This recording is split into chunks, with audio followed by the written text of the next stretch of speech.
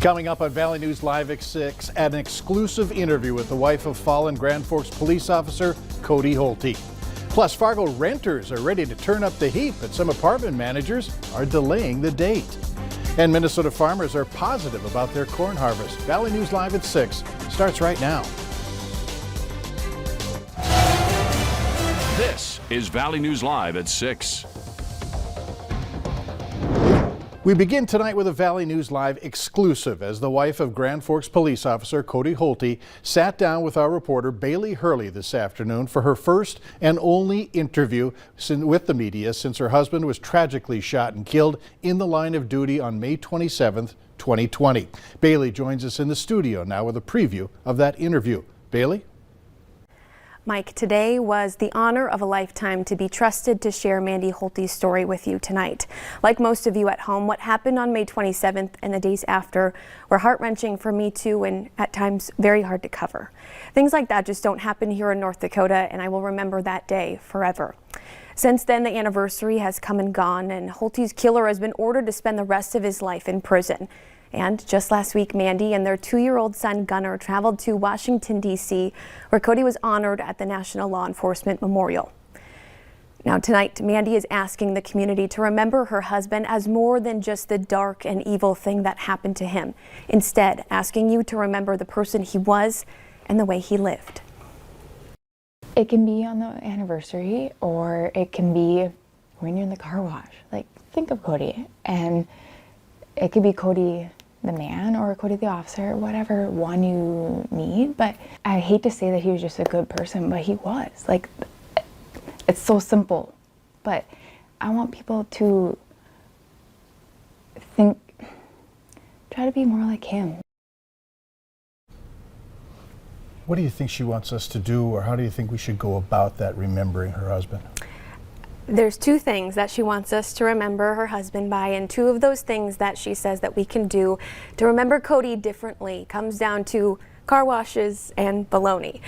She says that Cody loved car washes and would smile ear to ear going into one. And while she joked that they're disgusting, she says he also loved bologna sandwiches. And so she just asked next time whether you drive by a car wash or maybe you go into one, or if you're at the grocery store and you're trying to choose ham or bologna for the week, she just asks that you think of Cody, and she hopes that that brings a smile to your face. Great lookout on that. We look forward to your interview, full-length story tonight on Valley News Live at 10.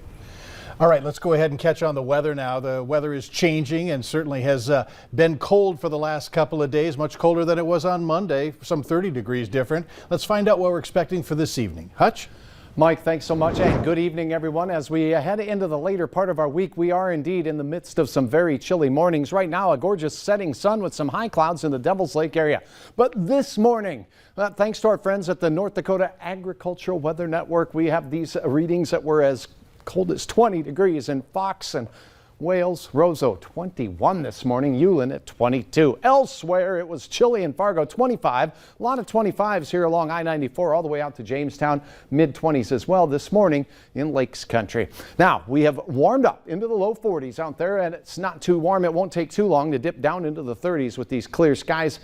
Clouds will be on the increase for our western counties tonight, but I don't expect any precipitation. So in your planner, take the jacket with you. If you're out cheering on the home team or just doing some chores, we're going to have some 20s as we go through the evening. Another hard freeze tonight, Mike. How many more of these do we have to look forward to? Well, there's a few, and I'll have all of those details coming up here in a few moments. All right. Unfortunately, well, yeah, we'll look forward to it, but you know what I mean. I do. All right. Those cold temperatures are coming to the Red River Valley, and people are turning the heat on at home. But for some, that decision is made by their property managers or landlords. Valley News Live's Aaron Walling breaks down what rental property companies are doing with heating in the FM area. More and more, the temperatures in the Fargo-Moorhead area are dropping as we head into the winter months, which means people are turning on their heating. But there are those in apartments that will need their landlords or property managers to turn the heat on for them. And a sample of apartment companies in the FM area, those like Epic Companies and Scaff Apartments, say tenants can use their heat whenever they want to, while Enclave Property Management uses boilers, which they turn on when there are consecutive days of 65 or below in a row. For those under the Fargo Housing Authority, they too have a policy when it comes to heating. If you're living in one of our actual units, give us a call. If you have a problem with your heat, Even if it's in the middle of the winter, if something may have broken down, give us a call. We're happy to help. Brent Gart also says that if you're having trouble of getting your landlord or property manager to turn on the heat, direct your concerns to city officials. If you're having issues with your own landlord, contact the city. They'll have additional resources for you. Cass County Public Health possibly could be another resource. If your landlord is truly not helping you, start reaching out to your local authorities. In Fargo, Aaron Walling, Valley News Live. And a reminder to talk with your property managers or landlords on what your heating policy is. Investigators say yesterday's fire in Wadena, Minnesota was started by a cigarette. It happened just before noon at 202 Jefferson Street South. Everyone managed to get out of the building without any injuries. Fire officials say a cigarette container was found on the deck portion of the roof, and the high winds caused the fire to spread.